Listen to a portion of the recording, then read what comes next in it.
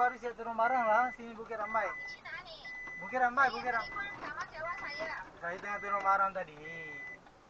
Nanti pergi bawah itu sudah baru lah dekat itu Bukit Rambai sana lah. Pakai tak apa, apuan ke apa lah. Dekat itu lori rosa nak bawa dia balik. Lori dia siapa bawa nanti? Nanti baru bawa lah, nanti jaga lama lah nanti.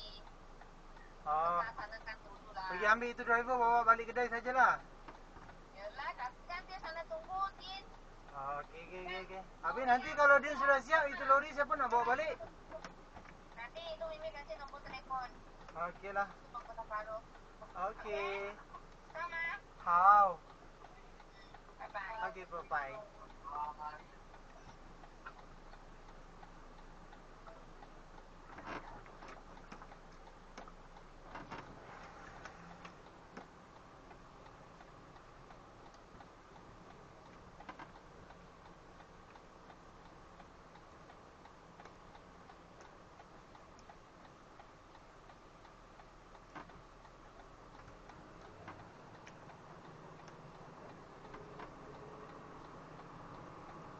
Halo?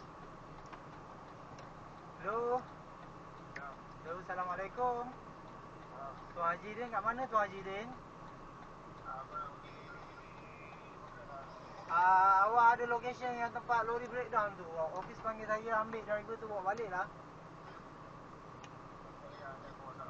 Okey, baik. Terima kasih Tuan Haji. Janganlah stres sangat.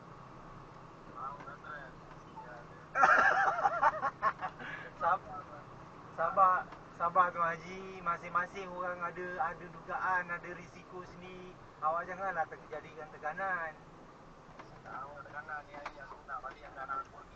Alah, awak kalau boleh siap awak siapkan dia. Tak boleh siap awak tinggalkan dia. Oh ya ke? Oh, dah siap buka bateri ke? Macam dah rancang aja. Okeylah Tuan Haji. Nanti awak sharekan location eh. Baik, terima kasih. Assalamualaikum.